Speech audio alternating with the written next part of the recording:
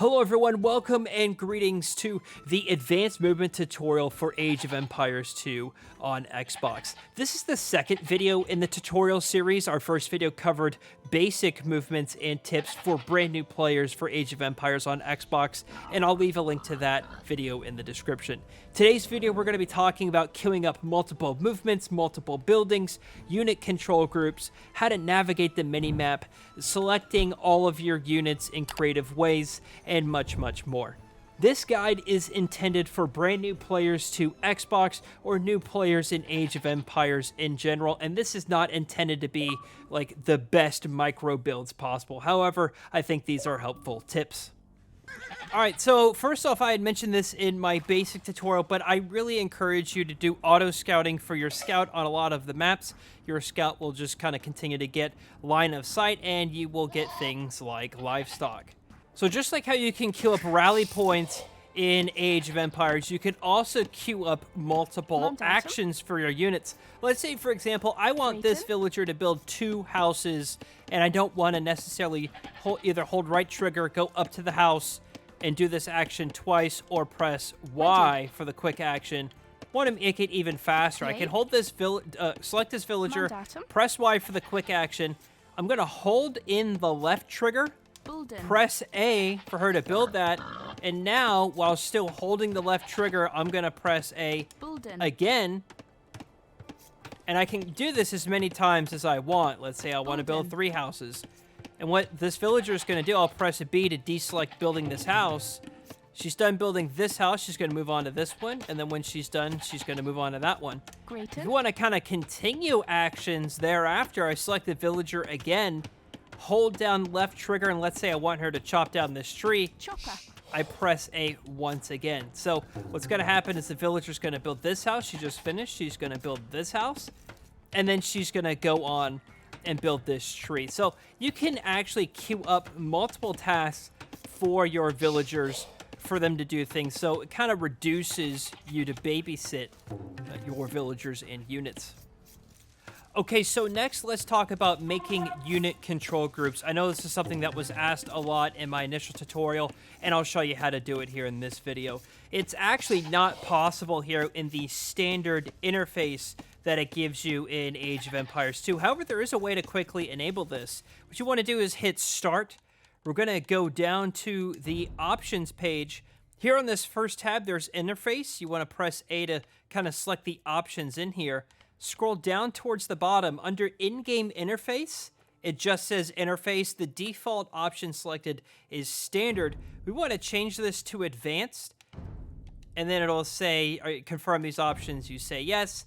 Now we have resumed the game. This is going to modify your controls ever so slightly. However, this is where we're going to create our unit control group. So I'm going to go ahead and let's say I want this militia gentleman. Actually, I'll make a second one here for kind of added effect. So what we're going to have to do is we're going to select both of these militiamen, or really any units that you want to be part of your control group. We're going to press and hold the left bumper, and it's going to give us unit control groups. Now, it's a radial menu. You can either use your analog stick, and the action is going to be X to add or create. I would say for your first 4 unit control groups, you should make these your directionals for easier access. So I'm just going to say, for example, let's go ahead and make it up. We're going to press X, and now you see at the top of the screen, we have 2 militiamen on the up position. However, if you just press up on your D-pad, it's still set to the default idle villagers. The way to select your new control group is to hold down left bumper and then up on the D-pad. That's where we assigned it. So now these militiamen are part of that control group. Every time I hit left bumper and up, I'm going to select these militia. Same goes with villagers. I can do the same thing with villagers. Left bumper, right. And then press X to create. Now, if I do left bumper and right, I've selected those same 5 villagers. Now, this isn't tied exclusively to units. A big, really advantage in Age of Empires is setting unit control groups to buildings as well. That way you don't have to stare at the building to be creating units. Let's say I have units on the battlefield and I want reinforcements to come very quickly. I don't have time to go back to my barracks. It's easy to do. Same exact way. We're going to press the barracks, left bumper, We're going to assign the barracks to left. Now, every time, let's say I'm looking all the way over here, left bumper, left, I've selected my barracks. Now I can do right trigger, and I can start training militia. Set the rally point there. We scroll back here. You can certainly see that white bar under the health bar of the building. Militia are, in fact, training. This man's going to come out of the barracks here, and he's going to head to that rally point that I've set. So it's a huge advantage, and I think you should absolutely really do this in any match that you can. However, if you think making custom control groups is a little bit overwhelming for you if you're just starting out in the game, they actually do have a little bit of nice preset options in the standard interface, which is what happens when you first launch the game. It's under what's called now the Find menu. If you hold down, or I'm sorry, just press the left bumper, it here will show you different things that you can press that will select buildings for you. So I'm pressing A. Let's say I go down here and press A. I've now selected my town center. I'm not necessarily even looking at it. I can set my rally point wherever and train villagers. So this is helpful as well. You can kind of select your castles if you have them, you know, your universities, whatever, and it says hold A to select all of them. If you have multiple town centers, hold down A, now you've selected all of them. Same goes for barracks, archery ranges, that sort of stuff. That is, I think, very helpful. If you still want to kind of go through and select different military units, if you press Y while holding the left bumper, you can also select things like all military units. And it'll select one individually if you just press A. If you hold down A, I've selected all of my military, which includes my scout. You can do things for like non-siege, siege units only, warships. This kind of helps you, in fact, even locate your units if you're struggling. Let's say you want to find some of your infantry, for example, down here. Just press X, and it'll start cycling through. If you can kind of see through this radial menu here, it's jumping me around to those units. I can also do the same thing with my villagers. Very helpful if you don't want to make custom control groups. I think that that's a big benefit on controller. You can even, if you want to cycle, if you press and hold down left bumper, you can use your directionals as well. You can see on the bottom left-hand menu, I have a barracks here. If I just press up on the D-pad, it's going to take me straight to that barracks for me to build units. The next tip I want to talk about is building proxies with your villagers as games get longer to kind of help you give a military advantage. What a proxy essentially is you're going to be building military buildings away from your base, somewhere in between your base and wherever you're attacking your opponent. And the reason why you want to do this is this gets reinforcements to the location where you're having an engagement or battle much, much faster. So let's say, for example, I'm going to select my military units here. I'm going to go ahead and attack this gate. Well, on some maps, they can be really big. It's going to be a long travel distance between here and there. And I need reinforcements very quickly. Well, I'll just take a group of villagers and take a barracks. I don't want to build it in a non-defendable position, maybe somewhere behind this tree line.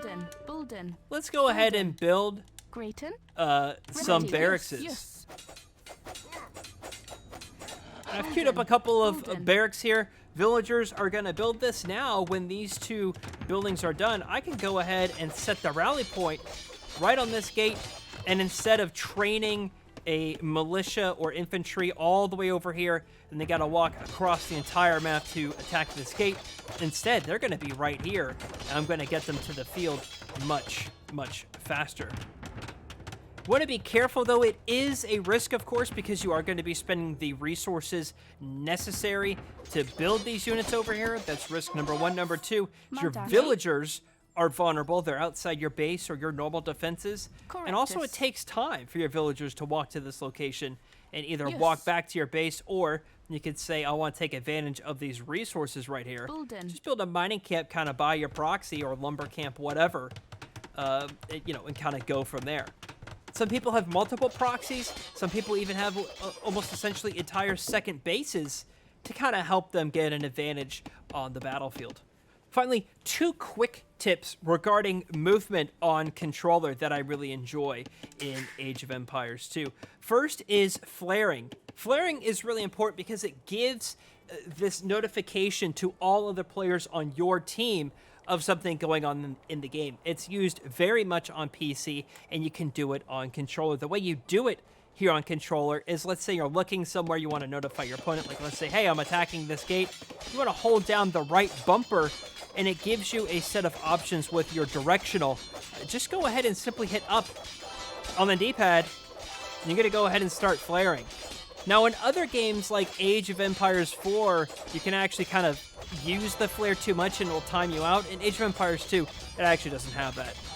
So if you want to be annoying and spam it, you certainly can.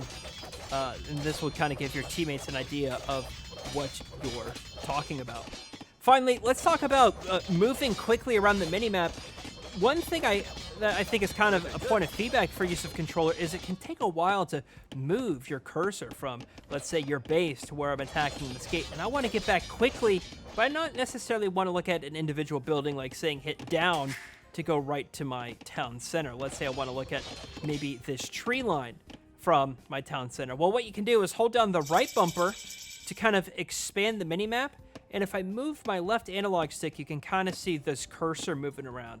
Well, anywhere I look at it and press Y, it's going to jump me right there. So I can go look over here, look back there, look over here, and you can actually hold down Y. So you're holding right bumper and Y and moving the left analog stick, and you move very, very quickly. And of course, it goes without saying, anytime you want to expand the minimap to see what's going on, just simply hold down the right bumper.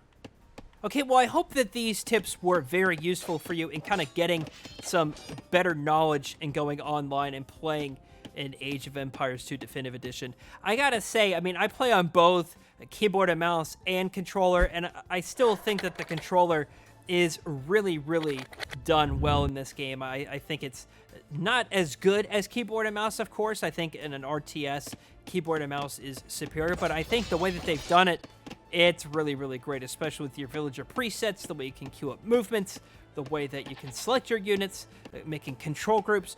All of that's here on controller, so I'm really, really glad of the interface on controller. If you want to see my basic tips video, I'll leave a link to that in the description for you to check out.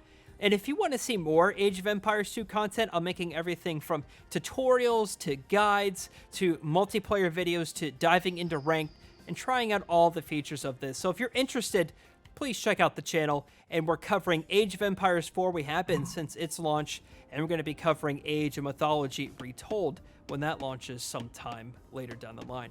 All right, that's going to do it for me. Thank you all so much for watching, everybody, and I'll see you, James.